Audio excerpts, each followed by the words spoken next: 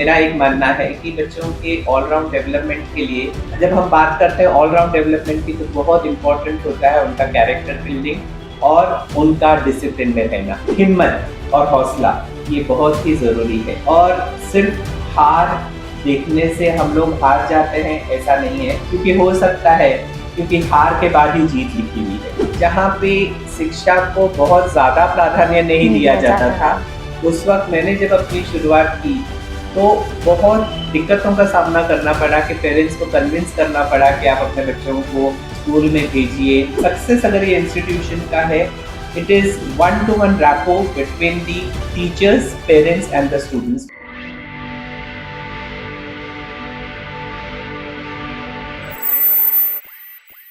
नमस्कार दोस्तों, मैं माधवी वाडकर नवभारत मुंबई से बातों बातों में आप सभी का बहुत बहुत स्वागत करती हूँ।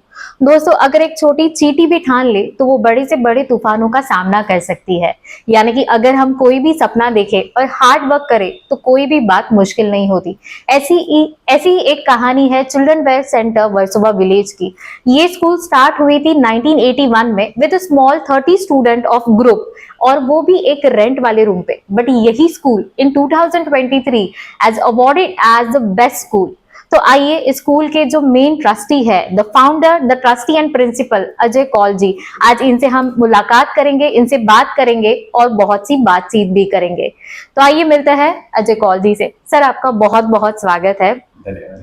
सर, क्या कहेंगे, जैसे मैंने कहा था कि इन 1981 ये स्कूल स्टार्ट हुई। ये स्कूल स्टार्ट करने के पीछे पहले तो सोच क्या थी, क्या विजन था? देखिए, सबसे पहले जो ये स्कूल शुरुआत हुई 1981 में, इसका पूरा श्रेय जाता है मेरी माताजी को, क्योंकि उन्होंने अपने जीवन का काफ़ी हिस्सा गरीब बच्चों को पढ़ाने में निकाला, और वो भी बिना किसी शुल्क लिए बगैर। तो एक जो मोटिवेशन फैक्टर कहा जाता है किसी के ज़िंदगी में, तो वो मेरी माताजी थी। यानी आपके लिए आपके इंस्पायरिंग गुरु जो थे वो आपकी माताजी थी, जिनसे आप Yes. इंस्पायर हुए और आपने सोचा कि इन फ्यूचर आप बड़े होंगे तो आपको भी ऐसे कुछ करना है। यस। हाँ जी, क्योंकि दी इंस्पिरेशन जो थी, जिन्होंने मुझे इंस्पायर किया, वो मेरी माताजी थी।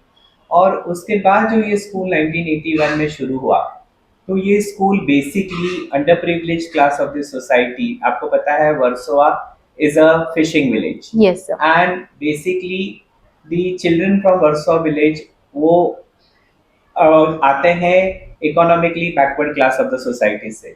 तो इसीलिए उनके लिए एक इंग्लिश मीडियम की स्कूल होना बहुत ही ज़रूरी था, और उस वक्त ये स्कूल शुरू की गई थी। बट सर, कितना मुश्किल रहा होगा, बिकॉज उस वक्त पेरेंट्स को भी वो समझाना, बच्चों को उस एटमॉस्फेयर में उन्हें वो सब कुछ करना कितना मुश्किल था। देखिए, 1981 आप सोच सकते Yes, हैं sir. कि एक छोटा सा गांव, जहाँ पे शिक्षा को बहुत ज्यादा प्राधान्य नहीं दिया जाता था, उस वक्त मैंने जब अपनी शुरुआत की तो बहुत दिक्कतों का सामना करना पड़ा कि पेरेंट्स को कन्विंस करना पड़ा कि आप अपने बच्चों को स्कूल में भेजिए। आप बिलीव नहीं करोगे कि बच्चों को चप्पल पहनना भी नहीं आता था, उनको मैंने सिखाया। उनको बेसिक हाइजीन क्या है ये पता नहीं था, तो ये काफ़ी दिक्कतों का सामना मुझे करना पड़ा। लेकिन यकीनन मुझे पेरेंट्स का बहुत साथ मिला, खास करके मेरे वर्सोवा गांव के जितने भाई बहन हमारे साथ, हम लोग सब वहीं पे पलकर बड़े हुए, उनका बहुत बहुत साथ मुझे मिला।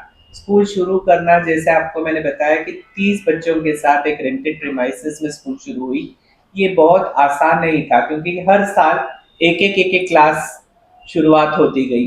तो जब एक क्लास शुरुआत होती गई तो हमारे पास तो सिर्फ एक ही रूम था जहाँ पे हमने शुरुआत की थी प्री प्राइमरी क्लास के साथ। उसके बाद सामना करना पड़ा कि अब प्राइमरी सेक्शन खुलने जा रहा है।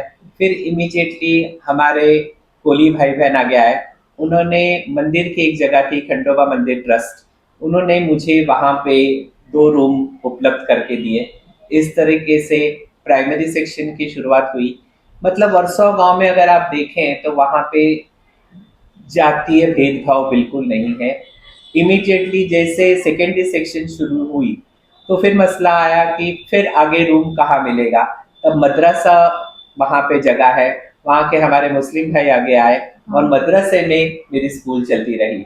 तो इस तरीके से अलग-अलग 3-4 जगहों पे ये स्कूल चलती रही और आप देखेंगे कि आज ये जो स्कूल की प्रगति हुई है वो आपके सामने है। तो इसका पूरा-पूरा श्रेय हमारे गाँव के लोगों को, मेरे वेल विशर्स को, बीएमसी अधिकारियों को, गवर्नमेंट को, जिन्होंने पूरा-पूरा योगदान दिया कि आज आप देख रहे हैं कि जो स्कूल हैं, जो 3-3 स्कूल आप देख रहे हैं, ये बीएमसी की जगह है और यकीनन उन्होंने देखा कि जब स्कूल इतनी प्रगति कर रहा है और स्कूल को जगह की ज़रूरत है, तो बढ़-चढ़कर सरकार ने भी हमारी मदद की। यानी कोई भी कास्ट या धर्म जात कहीं पे भी ये कहीं पे भी डिफिकल्ट नहीं था, सभी लोगों ने आपको साथ दिया। और सर जैसे आपने कहा कि 1981 में ये शुरुआत हुई थी इन अ रेंटेड प्रीमाइसेस और आज ये school 2023 got awarded as the best school in के अवार्ड। तो अगर ये पूरा सफर अगर हम देखेंगे और इसे एक शब्द में या एक वाक्य में कहना चाहेंगे तो वो क्या रहेगा? मुझे लगता है डेडिकेशन और परसिवरेंस।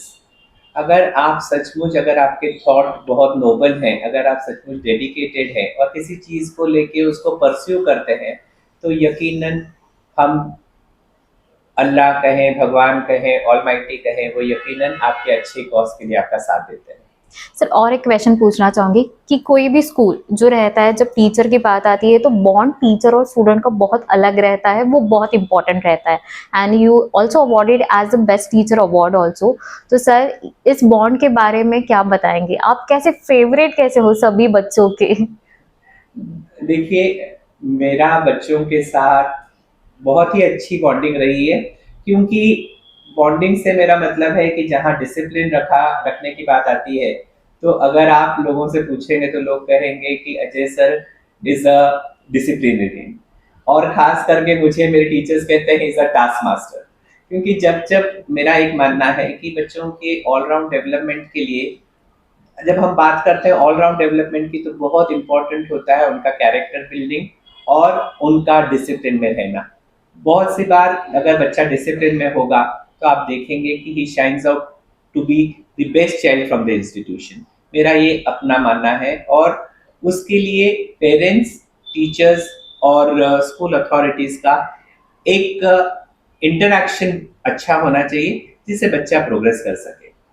सर आज ये चिल्ड्रन वेलफेयर सेंटर स्कूल है, प्राइमरी स्कूल है, बोर्ड है, इवन कॉलेज भी है, लॉ कॉलेजेस। तो ये सब पूरा मैनेजमेंट करना कितना मुश्किल था और आपने ये कैसे पूरा मैनेज किया? देखिए, आज आप देख रहे हैं कि इस स्कूल में बहुत सारे कोर्सेज हैं जो यस। इम्पार्ट किए जाते हैं, जैसे प्राइमरी एजुकेशन है, सेकेंडरी एजुकेशन है। कॉलेज का अगर आप देख रहे हैं तो हमारे पास बीकॉम स्ट्रीम है, एमकॉम स्ट्रीम है, उसके साथ-साथ बीएड कॉलेज है और लॉ कॉलेज है। सीबीएसई कोर्सेज हैं, तो इतने सारे बहुत से कोर्सेज कोर्सेस है इस सर। इंस्टीट्यूशन में है और लगभग आज 8,000 बच्चे इस स्कूल से बेनिफिट ले रहे हैं। तो जैसे मैंने आपको कहा कि अगर आपके पास डेडिकेटेड टीम हो और आपकी थॉट प्रोसेस क्लियर हो कि आपका विजन क्लियर हो कि आप क्या चाहते हो, तो यकीनन जो एक विजन सेट होता है या एक गाइडलाइन सेट होती है और अगर आपके पास डेडिकेटेड स्टाफ हो, तो यकीनन जो आपका विजन है, उसमें आप वो विजन पूरा करने के लिए आपके लोग, आपका स्टाफ, आपका पूरा-पूरा साथ देते हैं। सर आप ट्रस्टी हो स्कूल के, even you are the principal also. So being a principal आप मुझे क्या बताएंगे कि कैसे कौन से ऐसे गाइडलाइन हमें फॉलो करने चाहिए for the two run any school, कि ये चीजें हैं जिनका ध्यान रखना चाहिए, या any key secret for the success of this school? मेरे लिए एक एडवांटेज की बात ये रही कि being the founder trustee and principal, मुझे जैसे आप कहते हैं एक बहुत सारे प्रोसेस का सामना नहीं करना पड़ा क्योंकि मुझे मालूम था कि बच्चों की ज़रूरत क्या है, टीचरों की ज़रूरत क्या है, इंफ्रास्ट्रक्चर में क्या-क्या फैसिलिटीज़ बच्चों को होनी चाहिए। तो being a principal and a trustee मुझे एक एडवांटेज था कि इमीडिएटली मुझे वो बच्चों के लिए इम्प्लीमेंट करना बहुत ही आसान रहा और इस यही एक नतीजा है कि जो डिसीजन होता है वो बहुत जल्द होता है क्योंकि because it rotates around just very few people who can take decision, and I think fast decision making is very important for the progress of an institution. Right sir. So children welfare centre school के बारे में अगर एक बात गर्व के साथ आपको कहनी होगी तो वो क्या रहेगी? कि कौन सी ऐसी फैसिलिटीज है या इंफ्रास्ट्रक्चर है या कौन सी ऐसी चीज है जो अलग है कंपेरेटिव अदर स्कूल और other difference? I will not से कि सभी स्कूल्स अपने अपने तरीकों से कोशिश करते हैं कि बच्चों को जो बेस्ट हो सके वो दे पाए, लेकिन मेरा अपना एक मानना है कि इधर सक्सेस अगर ये इंस्टीट्यूशन का है, it is one two one rapport between the teachers, parents and the students, क्योंकि एक वो इंटरैक्शन जो है वो बहुत ही जरूरी है। क्योंकि अगर आज आप देखें, जब से ये स्कूल की शुरुआत हुई तो हमने यही कोशिश किया कि हर महीने के चौथे शनिवार को, that is fourth Saturday of every month, हमने ये कोशिश की है कि पेरेंट्स टीचर्स मीटिंग हो सके। ये पेरेंट्स टीचर मीटिंग इसलिए ज़रूरी होता है कि अगर बच्चों का कोई भी प्रॉब्लम हो या पेरेंट्स के कोई प्रॉब्लम है, उसे बहुत ज़्यादा देर अगर आप लिंगर करें तो वो सिचुएशन बियॉन्ड कंट्रोल हो जाती है। अगर इमीडिएटली अगर आप बैठ के डिस्कस कर सकें तो I think the solution is much faster. So इसका जो मैंने कहा आपको कि एक rapport between the teacher and the students has been very very effective. साहब के पास मैं कहना चाहूँ तो देखिए, तो बहुत से अवार्ड्स आपको मिले हैं। क्या कहेंगे इन अवार्ड के बारे में, इस सफलता के बारे में और आगे के विजन के बारे में फॉर द स्कूल? मेरा अपना मानना है कि जो अवार्ड्स हम लोग देख रहे हैं उसमें बच्चों की मेहनत, टीचरों की मेहनत और यकीनन मैनेजमेंट के सपोर्ट के बगैर तो कोई भी स्कूल प्रोग्रेस नहीं कर सकता है। तो मैनेजमेंट का सपोर्ट ये बहुत ही ज़रूरी है। जब बच्चों को आप सही तरीके से प्रेजेंट करें कोई भी कंपटीशन के लिए तो यकीनन उनका परफॉर्मेंस बहुत अच्छा होता है, और जब परफॉर्मेंस बहुत अच्छा होता है तो अवार्ड्स मिलना स्वाभाविक है। सर, कंपटीशन की बात आई, ये स्कूल के मैंने बहुत से देखे हैं, हिस्ट्री भी है कि बहुत से एक्टिविटीज़ है, जैसे कि स्पोर्ट्स एक्टिविटीज़ हो, वहाँ पे भी बच्चे कहीं पे भी कम नहीं है। फुटबॉल हो या बहुत से एक्टिविटीज़ में बच्चे पार्ट लेते हैं और वो जीत के आते हैं। तो आपके लिए कितना इम्पोर्टेंट है कि स्टडी के साथ स्पोर्ट्स करना, अदर सर्कुलर एक्टिविटीज़ भी साथ में रखना कितना इम्पोर्टेंट है? इम्पोर्टेंट इसलिए है क्योंकि जब हम लोग, मैंने पहले भी कहा, ऑलराउंड डेवलपमेंट की जब अपन बात करते हैं तो ऑलराउंड डेवलपमेंट सिर्फ एकेडमिक्स के साथ ही लिमिटेड नहीं है।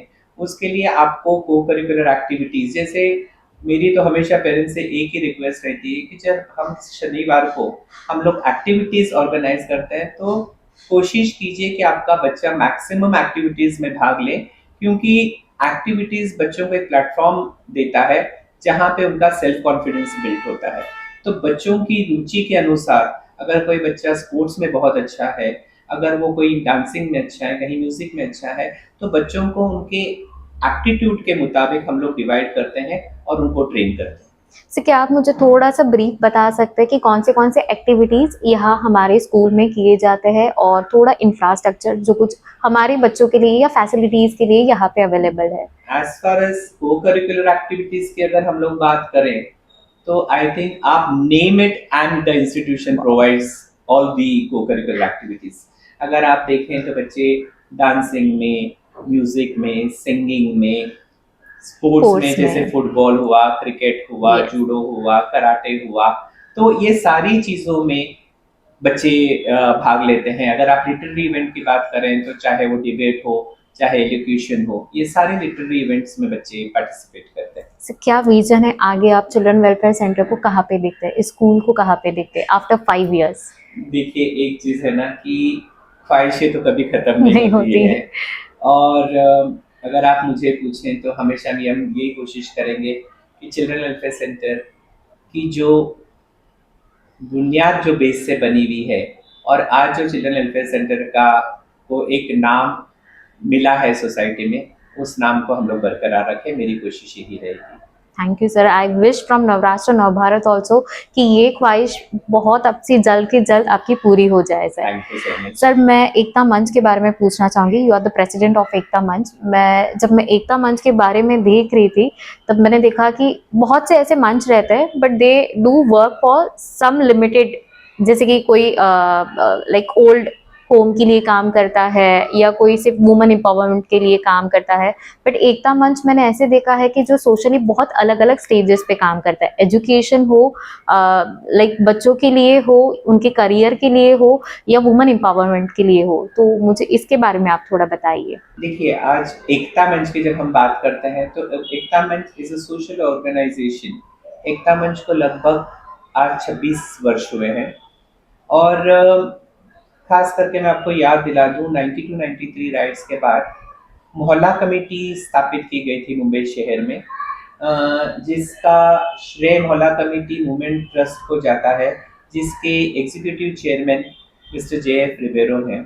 और उनका सिर्फ एक ही विजन था कि हमारा शहर अमन और शांति के साथ रहे, मतलब जो लोग इस शहर में रहते हैं वो अमन और शांति के साथ रहे।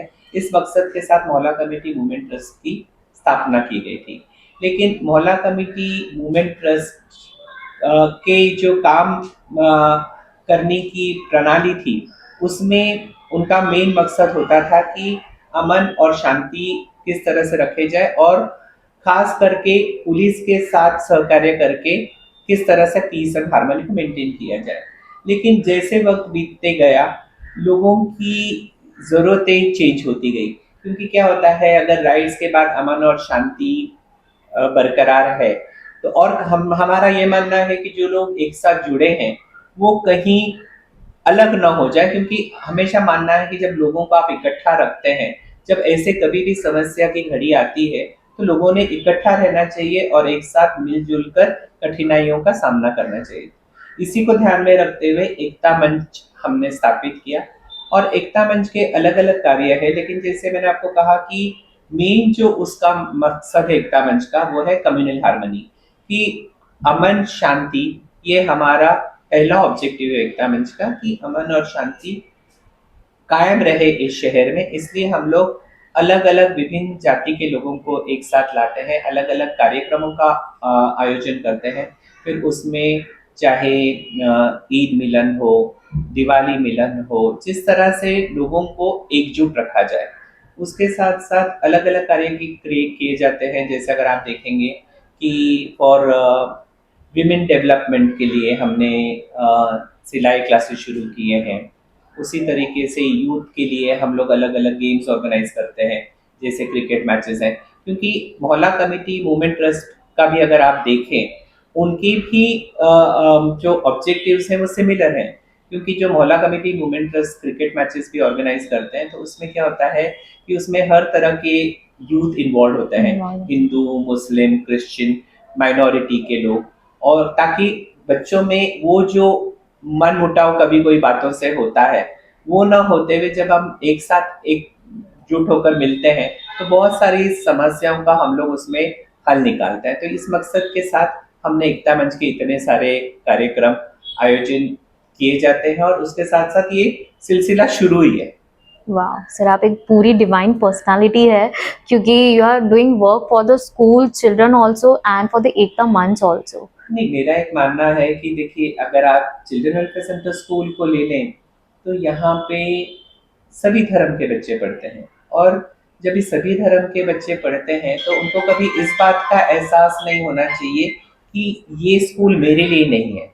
हर बच्चे को ये लगना चाहिए ये मेरा स्कूल है। और जहाँ तक मेरा उद्देश्य रहा है, हमने हमेशा सेक्युलरिज्म के ऊपर ज़्यादा जोर दिया है।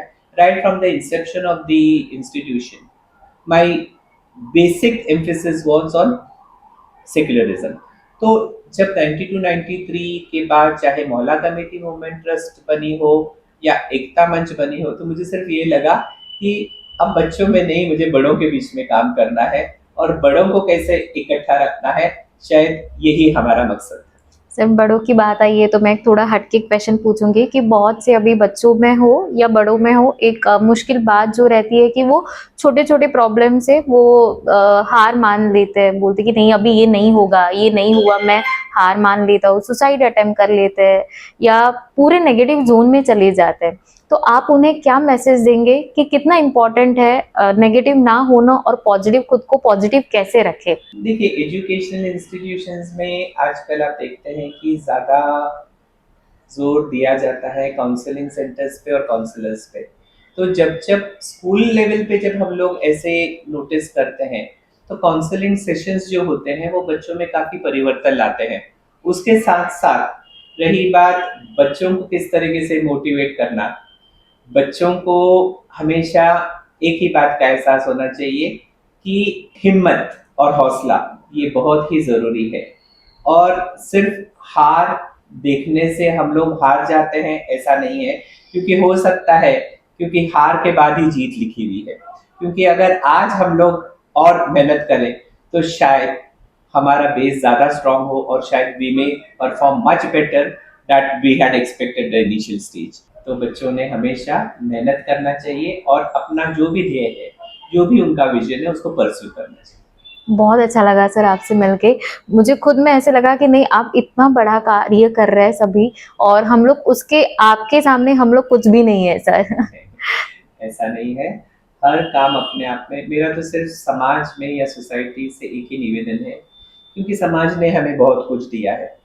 जो भी तरीके से, थोड़े तरीके से क्यों ना, ज़रूरी नहीं है कि हमें फाइनेंशियल सपोर्ट करना चाहिए। आपका मॉरल सपोर्ट भी बहुत से लोगों के काम आ सकता है। तो जो भी आप अपने लेवल पर छोटा भी अच्छा काम कर सके, वो सचमुच सराहनीय होगा। मेरी सिर्फ लोगों से यही एक तो रिक्वेस्ट है। वर्सोवा के लिए क्या मैसेज रहेगा? वर्सोवा के पीपल ने, लोगों ने आपको बहुत साथ दिया, आपने बोला है वैसे, उनके लिए क्या मैसेज देना चाहेंगे to the Versova village? Versova मेरी जन्मभूमि है, हम यहाँ पैदा हुए हैं और अपने वर्सोवा गांव के लिए शायद मुझे लगता है कि मेरे, अगर वो कल ज़रूरत पड़ेगी, अगर वो मेरा प्राण भी मांगेंगे तो कम होगा, क्योंकि पूरा श्रेय, चाहे वो मेरे जन्म से लेके आज तक मेरे लोगों ने मेरा बहुत बहुत साथ दिया। और सिर्फ वर्सोवा गांव के लोगों ने नहीं, मुझे अगर आप कहेंगे तो पूरे महाराष्ट्र भर का साथ मिला है। क्योंकि एकता मंच के ज़रिए जब जब हमने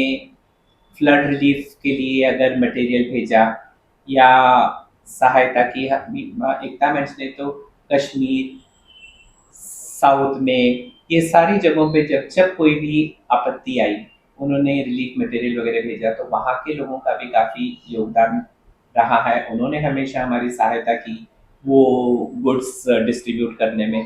तो मैं कहूँ कि मुझे लोगों का साथ नहीं मिला तो ये गलत होगा, और उनके साथ की वजह से ही आज हम यहाँ तक पहुँचे। थैंक यू सर, बहुत अच्छा लगा आपसे मिलके, और एक इंस्पायर हो गई हूँ मैं खुद भी। और ऐसे ही और अच्छा आपके लिए शुभकामनाएं कि आपका ये जो चिल्ड्रन वेलफेयर सेंटर है, स्कूल है और एकता मंच है, वो आगे भी ऐसे ही और अच्छे अच्छे कार्य करे। तो दोस्तों, मिलते रहेंगे ऐसे ही मुलाकातों के साथ। तब तक के लिए मैं माधवी वाडकर, नवभारत मुंबई से कैमरामैन संकेत के साथ।